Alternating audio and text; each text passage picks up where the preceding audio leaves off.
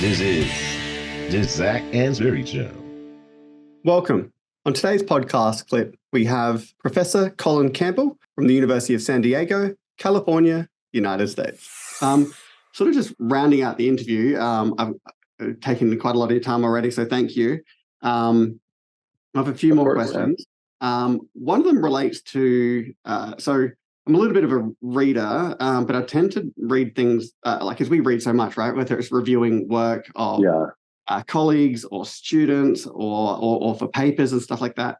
And you would think that I'd like, guilty pleasure reading, nonfiction or whatever, but I like to read sort of things that are still related to marketing or things that are self-development or stuff like that.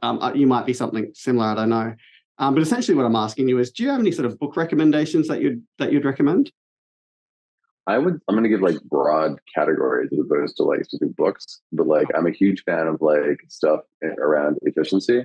So like I must say, like I enjoy those kind of things of like what are different ways to be more efficient with like just organizing schedules or things like that, working whatever style is there, and then also looking at what's the second one? Efficiency. There's something else as well too. And I totally lost it. I had it like a second ago. Oh my God. Oh, good. It may come back. It may not, but yeah. So you like those sorts of books as well, where you read them and you can pick up little tidbits about how to be more efficient. Yeah. I think it just makes a big difference. Like if you can save like 5 minutes a day doing something and you can repeat that every day for the next 10 years, that's a lot of time, right? Yeah. I think like, Chat GPT can be helpful for some stuff. I think that like, forms and stuff you can do. I think, scheduling and to-do lists are just like a new thing that just is really helpful to do. Calendar invites. It shocks me how many people don't use calendar invites. I'm like, really? Or to-do lists for that. Yeah. No, it's just interesting. I think just like to know what you're looking at, or one thing I learned from Sean, like Sean's amazing. This is like every night he goes through what's happening the next day. And he does a to-do list of like what his tasks are for the next morning. And like I learned that from him. And it's just so effective. You wake up and you're like, I know what I'm working on. Right. And like from reading the books and stuff too, it's like, you work on the most difficult tasks first, and you kind of like, I prioritize, like I call it like surfing my day. So like usually I'm more energized in the morning, right? So I'll do like the more difficult tasks then. And then as I sort of like get perhaps more worn out as the day goes on, then I'll shift to like lighter tasks, right? So maybe it's like reading a paper I'm reviewing for the first time. You can kind of do that. It's a lighter activity, or grading, depending on what it is, right? Or proofing a paper you're writing, or doing references or stuff like that. Something that's kind of like not as like taxing, right? Mm-hmm. That's sort of a lighter activity day, like thing to do in the day, right? So I just like choosing like when you do stuff and making sure that you have a plan of what you're able to do is like really kind of like useful.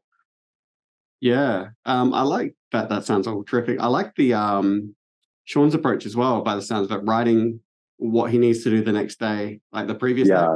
Yeah, and the only reason I'm assuming that works is because I've seen that guy's Google Scholar profile, and he is pumping out papers. Sean is a busy man, and he's like a father of like 4 and everything. He's a very impressive man, So there's, one other one that I learned this summer. I was listening to like a podcast as well too about like productivity, and like they were saying that like, and I'm still working on this. Is like everything that goes into your to-do list also should go into your calendar. Right. And that way it prevents you from overcommitting, right? Because of the fact that if it's going to take 2 hours to do that, it has to go in the next 2 weeks or whatever, or something of your calendar of like, when will that happen? Right. And I'm like, that's brilliant, because otherwise it ends up like my to-do list is this big, but it's going to take me a month to do that, which I don't have the time for. Right. So like, it's supposed to help with like overcommitting, which I think is like, perhaps, it's become more of an issue, I think, for me as I've kind of gone through my career, but I'm sure many people have that as well too. Right. Where there's too many things you want to do. So I think like sort of like being cognizant of like how much time we have and like what we're choosing to spend it on is also important too. And I'm not good at that yet, but I'm working on that. That's the next phase. Yeah, that's what I was going to ask you, because like, if you have to say write an exam for a course and it's going to take me X number of minutes, and you can kind of block that out on your calendar. But how do you do that for tasks like writing a paper, which is going to take you a bunch of times over over an extended time? How do you kind of work that in? Yeah, no, for papers it's much tougher because it can go slower or faster than what it is, right? The only trick I found for that is to like break it down. It's just like, so like you don't write a paper, you do a literature review, you like, then you go through and you design a study, and then you run a study, then you analyze it. So like there's a bunch of micro tasks, and those can be like more concretely sort of estimated, but the whole paper as an entity is too big, right? Yeah.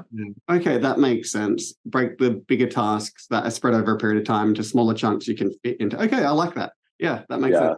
I mean, another approach, like there's one like professor I had when I was doing my research methods class, and he's like, he just allocates like a certain amount of time every day to doing research. So for him, it's like the first every day, you know, from when he wakes up until lunchtime is his research. He's a very good like researcher. And he's just like, whatever you can do in those 4 hours is like his workday for like research. And then he switches to other stuff. And he does it first because it's the most involved thing to do, right? And it's also, you can come in fresh. And it's like, the frustrating thing is like some days you might spend 3 hours or 4 hours just searching to discover that a paper won't work, right? Which is still useful because you learn something it's not going to happen, right? But you don't know until you try it, right? But it feels fruitless, right? Because like at the end of it, you just come back and walk away, right? But it's still useful. And so yeah, I find that some of the weirdest parts about like academia, especially with like writing, where a good chunk of it can, like your research can be things that are non-tangible, like just thinking about a topic. So you might write a couple of sentences, you go home after 4 hours or like you stop that work after a few hours, and you're like, oh, I haven't done much, but the brain power, it's like, yeah. Whereas if we were like a laborer or something like that, we could point to a wall or something that we've built. Yeah. It's a bit of it. Also, like, I mean, like I love doing stuff that is like more tangible for that reason, right? So it's like I find cleaning to be very satisfying because you can physically see that like something's getting cleaner, right? Whereas, like, it's exactly right. Sometimes you write stuff and you're like, you might write 4 pages today, and tomorrow go like, that wasn't that great, and have to start over again. But you still discovered that, and you wouldn't have got there if you hadn't done that, right? So it's like it's part of the process, you know? Yeah. And then it ends up being the questions you get asked at conferences about the paper anyway. About, oh yeah, I did try that, and this is why I didn't do it. Like I spent four hours of my life realizing why I didn't do it, but you know, now I have an answer. Yeah. And I think it happens in other stuff too, like design, right? You think about like, you know, a really beautifully designed, like I love my Breville espresso machine, right? It's an Australian company, there you go. But like they clearly went through many prototypes because it is such a nicely designed machine. Everything's in the right spot and stuff, right? I'm sure there were, you know, 100 versions that we never saw, right? Which is sort of the same, right? You know, they arrived at that nice one, which works well, right? But it's only because they tried out a whole bunch of stuff that didn't work, right? So yeah, that's a good way of viewing it, actually.